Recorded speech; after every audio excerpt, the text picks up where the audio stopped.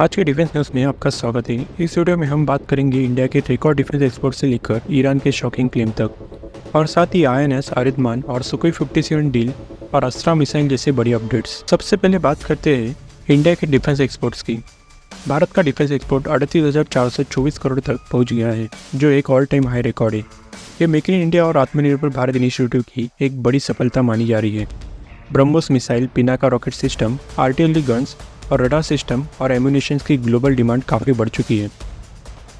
आज के समय 85 से ज़्यादा देश इंडिया से डिफेंस इक्विपमेंट खरीद रहे हैं, जो इंडिया को एक इमर्जिंग ग्लोबल डिफेंस एक्सपोर्टर बना रहा है।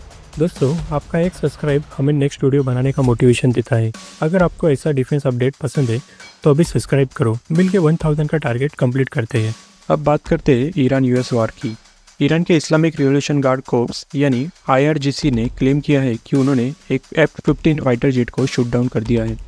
अगर ये क्लेम सच होता है तो एक रीजन में एक मेजर एस्केलेशन हो सकता है। F-50 फाइटर जेट आमतौर पर अमेरिका या इजराइल के पास होता है, इसलिए इंसिडेंट के बाद रिटेलिएशन का खतरा भी बढ़ गया है। अब बात करते हैं इंडिया की स्ट्रेटेजिक स्ट्रेंथ से जुड़ी एक बड़ी अपडेट की। इंडिया ने अपनी nuclear power ballistic missile submarine INS आरिदमान को ऑफिशियली नेवी में कमीशन कर दिया है।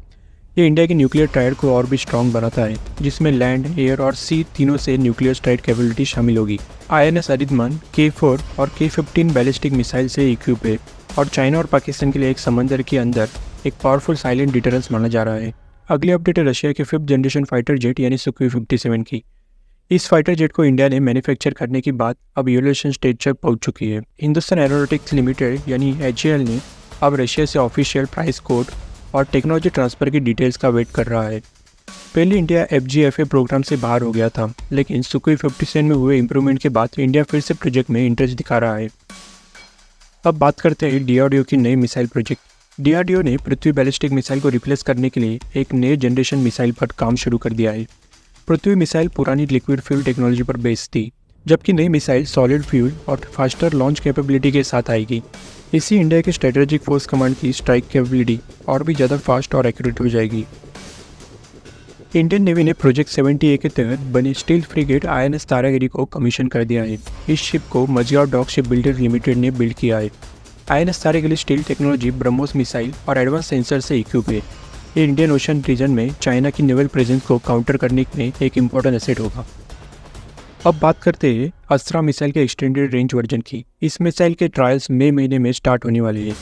इसका टारगेट है 180 से 200 किलोमीटर की रेंज को अचीव करना और वैलिडेट करना। अगर ये सक्सेसफुल होता है तो इंडियन एयर फोर्स के फाइटर जेट BVR यानी बियॉन्ड विजुअल रेंज कॉम्बैट में और भी पावरफुल हो जाएंगे। आखिरी अपडेट है तेजस MK-1A फाइटर जेट से जुड़ी। HAL ने कंफर्म किया है कि तेजस MK-1 के लिए छठा इंजन रेडी हो चुका है। GE F404 इंजन की डिलीवरी में डिले की वजह से प्रोडक्शन स्लो हो गया था, लेकिन अब सप्लाई चेन वापस ट्रैक पर आ रही है। इससे इंडियन एयरफोर्स को जल्दी नए तेजस जेट मिल सकेंगी और स्क्वाड्रन स्ट्रेंथ को बूस्ट मिलेगा।